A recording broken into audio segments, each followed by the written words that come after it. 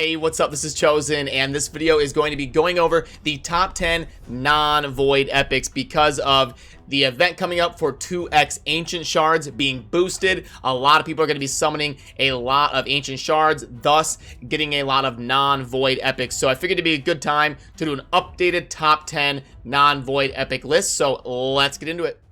Alrighty, so first of all, if you're watching this video right when it goes live, check a pinned comment. There's a good chance that I am live if you're getting to this video right away. If not, I will delete the pinned comment when I am no longer live. But yeah, in general, times 2 ancient shards is one of the most exciting times in the raid community, and you know, obviously blue ancient shards are going to be the shards that we have the most of out of ancients and voids and sacreds. So when they are boosted, it's a super exciting time. Lots of people getting good rares, good epics, and good legendaries. A lot of the community kind of summoning a bunch of champions at a time. So I'm going to go over a bunch of epics that you should be looking for during this event, and let's kick it off. Coming in at the number 10 spot, I am going to put Czar Gilad. Now, Czar Gilad is a super good defense down AoE damage dealer, can really help you with speed farming dungeons, can be a faction wars carry for your orcs team. She can also do very well in the arena. She can really snowball. She's got her devastate ability that if it gets a kill, it procs her AoE crack armor ability, which lowers defense. So she has very reliable big version of defense down. She's force affinity, so she's not magic, which is the most common affinity. She can be a carry for faction wars and basically perform well for you anywhere but the clan boss. She also has a base speed of 103 and pretty good base stats for an epic champion. Moving on to number 9, we are going to go over Gorg Arab. Now, Gorg Arab has a speed aura for the arena, which is always good, and it's decent at 23%. He's mostly an arena and faction war specialist, but he can also perform pretty well in a few dungeons. So he's got the turn meter boost and attack boost and speed aura, so he fills kind of 3 different roles. That's what makes him so good in the arena. And then he's also got revive to boot. So that's why if you're an early to mid game player, you're going to see Gorg Arab in the arena a lot, because basically anybody who gets him is going to be using him in the arena in some capacity. Now obviously in the end game, you'll see him start to get phased out by arbiters and things like that when you get up into like the higher ranks of gold 4 and into platinum. But he's an amazing champion for the early and mid game, and even into the end game for like the arena and multiple areas of the game. And then number 8, I'm going to go over Jareg. Now, Jareg is mainly thought of as a clan boss specialist for the attack down role, because he's got attack down, the big version, fairly reliable on his A1 that he can place pretty consistently on the clan boss. He's also got ally protection and the big version of defense up, which is going to be very good in basically any area of the game, and passive healing, placing continuous heals based on allies getting hit very hard, plus an HP aura. So a very kind of team utility kit where he can help keep your team alive, help them with a little bit of heals, decrease the attack, mainly using the clan boss, but he can also perform very well in faction wars and more defense setups for like dungeon farming. Number 7 is going to be Stag Knight. Now, Stag Knight is one of the newer epics in the game, and the main selling point for him is a base speed of 107, which is incredible for an epic. It's one of the highest base speeds for an epic in the game. I think Steel Skull might have like 111 or something, but 107 is amazing in terms of base speed for an epic. And his main selling point is going to be this AoE on a 3-turn cooldown once booked that is going to place a big version of decreased defense and a big version of decreased attack for 2 turns. So almost permanent, 2 very strong debuffs, AoE. He's incredible for that reason. And then the A1 is a multi-hitter that decreases speed, and he's got a passive that will help your team not miss abilities multiple times in a row, so give you a little bit more consistency for your team placing debuffs as well. And at number 6, speaking of Steel Skull, I actually didn't even plan that. I wasn't thinking that far ahead in my list. But yeah, I was right. Steel Skull is a base speed of 111. So I'm proud of myself for remembering that. I promise I didn't cheat. But anyway, he's got an A1 that places poison. So Steel Skull is going to be incredible in the clan boss and faction wars. He's also very good in the Fire Knight and any dungeon that has more of a defensive setup and more of a slower sustained fight. But he's mainly used in the clan boss and faction wars. It's really tough to find good champions for the skinwalkers. They're one of the more sparse factions. So Steel Skull, if you have him, he's definitely going to be in your faction wars team, unless you have like all legendaries, and you're some super endgame whale. But his kit's amazing. The A1 that places poison. He's got cleanse on his A2 with a pretty big heal. He's got the big version of increased defense and AoE heal. And then he's got ally defense and faction crypts. Defense is thought of as the best aura in the game outside of the arena, and it can even be good in the arena in some circumstances. But he's like I said, this really synergizes with him being just amazing in faction crypts, and you're definitely going to want to use him in your defensive dungeon teams, your clan boss team, and for your faction wars, obviously.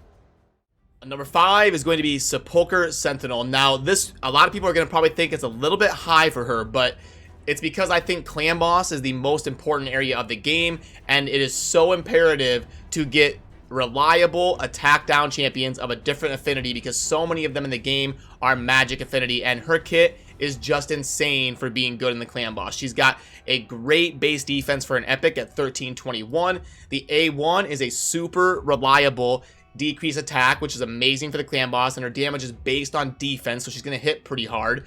And then this ability right here, the Sepulchre Shield, places 60% increased defense and a block debuffs buff on all allies for 2 turns. If you get her tuned right, you can block that stun ability from the clan boss, so she can make the defense massively boosted, and you don't have to worry about that stun ability from the clan boss if you get her tuned right. The passive is a 25% chance of completely blocking incoming damage when an ally is attacked. Occurs once per turn. It's not super reliable, but when it does proc, it's very good. And then she's also got increased ally defense in all battles, and the only auras that are going to work against the clan boss are all defense ones. So with clan boss being so important and her filling such a crucial role and being so good in the clan boss in multiple different ways, I had to put her pretty high on the list because she's really good to have on your account.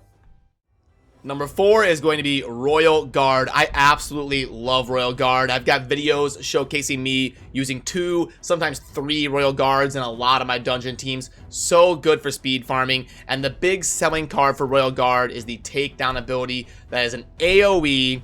Damage increases according to max HP of the enemy. So what this means is Royal Guard is going to scale better and better and better as you get later and later in the game, and it's going to start hitting insanely hard. There's so many endgame strategies in the dragon and the spider and all these different areas of the game where Royal Guard just absolutely nukes everything. He's not that great in the early game, but as you scale into the mid of the end game, it's going to start hitting super hard. And then just to boot, we've got a 4 times at random that places decreased speed and also lowers turn meter, and we've got an A1 that decreases defense. So going to be really good in those dungeon boss scenarios and really good in faction wars as well. Not super good in the arena and not super good in the clan boss, but basically anywhere else. And there's so many end game speed farming teams that are built around having Royal Guard in them. Number 3 is going to be Miscreated Monster. Now, the main selling point of Miscreated Monster and why he is so amazing is because for basically every single player, progressing in the spider dungeon becomes a massive bottleneck, and Miscreated Monster is such a carry for people to get over that hump and be able to progress to further spider stages, especially to beat those missions that are on auto. Now, because mainly of this ability, attack all enemies, and the main part is place a shield buff on all allies for 3 turns, equal to 25% of the damage inflicted, and damage scales with HP. So you get him with good HP, good crit rate. What he does is he hits a bunch of those little spiderlings, does a lot of AoE damage because he's hitting multiple targets, places massive shields on your team. And this is going to allow you to bring damage dealers and kind of play the spider dungeon and be able to progress multiple levels ahead of where you would be able to without him. So in any of those like really good mid-game mid-game accounts that are doing well in the spider, 90-something% of the time, it's going to be because they have Miscreated Monster in there. He's a huge carry for the spider. But not just that, he's going to be really good in any sort of dungeon where you're going to be playing a little bit slower and more defensive. And odds are he's going to be definitely included in your Faction Wars team. He's going to be amazing there as well. Coming in at number 2 is going to be Tyrell. Now, Tyrell is probably one of the most generally useful champions in the game. Really good base stats. 1343 is a really good base defense. His damage scales off of defense, which is really good. He's got an A1 that decreases attack, which is such a vital role in the clan boss and other areas of the game. Then he's got an AoE that has a massive chance that you can book up to 100% of placing AoE, big version of decreased defense, and then if they're under a decreased attack, it will place a sleep debuff on them. Again, it's based on defense, so it's very good and scales very well with him.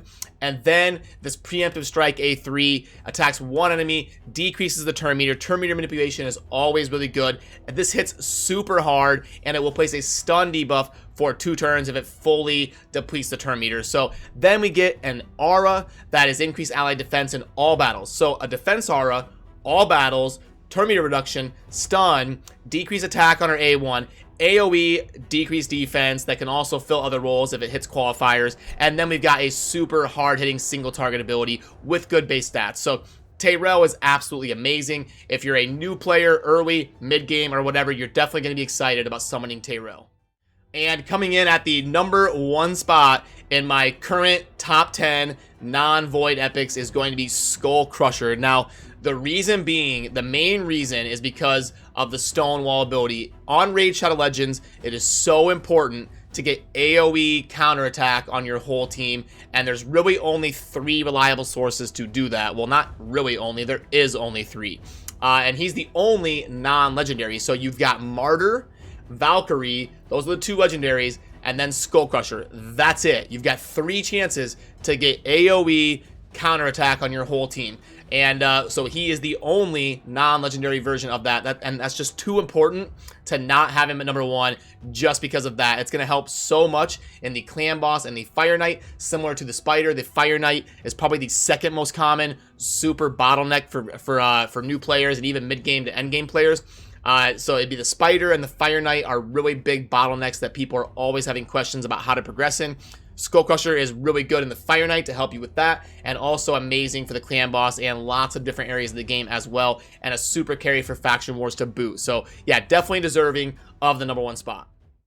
Alrighty, that's going to do it for my updated top 10 non-void epics in Raid Shadow Legends. And if you're watching this video early, you're probably watching this during the ×2 boosted ancient summoning event. So good luck if you're pulling those shards. Come hang out on stream. We'll pull a bunch of shards together. And yeah, as always, thank you for watching. Have a good rest of your day. Peace.